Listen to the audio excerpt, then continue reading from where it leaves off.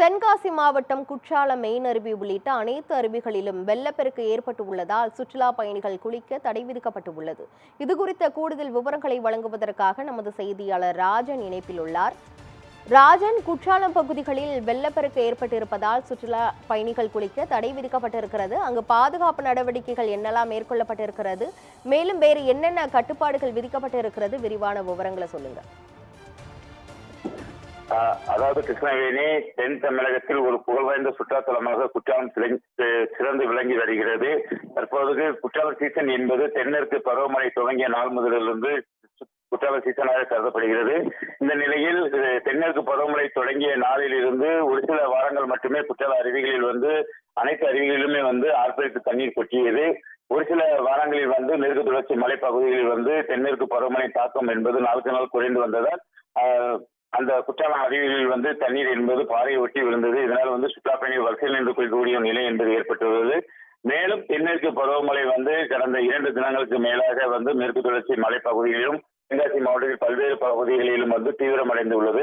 இதன் காரணமாக நேற்று மாலை 3 மணிக்கு பெய்த மழையானது மேற்கு தொடர்ச்சி மலைப்பகுதிகளிலும் மாவட்டத்தில் பல்வேறு பகுதிகளிலும் தற்போது வரை ஒரு சில பகுதிகளில் கனமழையும் ஒரு சில பகுதிகளில் மிதமான மழையும் பெய்து வருகிறது. இந்த நிலையில் தான் குற்றாலம் மெயின் அருவி மற்றும் பழைய குற்றாலம் 5 அருவியில் காற்றாற்று வெள்ளம் போல் தண்ணீர் செம்மண் நிறமாக மாறி ஆர்ப்பரித்து கொட்டுகிறது. இந்த தண்ணீர் ஆர்ப்பரித்து கொட்டுவதால் அந்த போலீசார் பாலத்தில் அந்த மேனேரி பகுதியில் இருக்கக்கூடிய அந்த போலீசார் நிற்கக்கூடிய அந்த பகுதியில் அந்த பேரிகாரர்கள் தண்ணீருடன் அடித்து செல்லப்பட்டு உள்ளது. மேலும் அந்த பகுதியில் சுற்றுலா பயணிகள் நலன் கருதி 5 அருவி மற்றும் மெயின் அருவி பழைய குற்றாலம் உள்ளிட்ட அருவிகளில் சுற்றுலா பயணிகள் தற்காலிகமாக குளிப்பதற்கு தடை விதிக்கப்பட்டுள்ளது. ஏற்கனவே சாகர திருவிழா நேற்று தொடங்கிய நிலையில் இன்று வார விடுமுறை நாட்கள் என்பதால் அதிக அளவில் சுற்றுலா பயணிகள் அருவியில் குளிப்பதற்கு காலை முதலிருந்து ஆர்வத்துடன் வந்தனர். ஆனால் அருவிகளில் குளிக்க முடியாத சூழலில் ஒரு ஏமாற்றத்துடன் திரும்பி செல்கின்றனர்.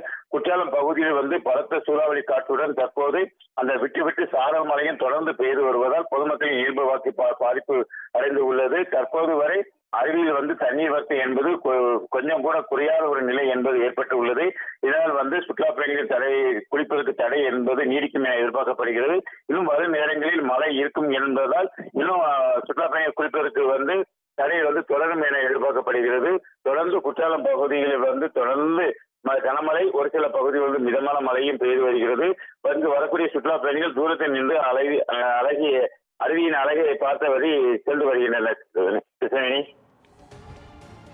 விரிவான விவரங்களை வழங்கியதற்கு நன்றி ராஜன்.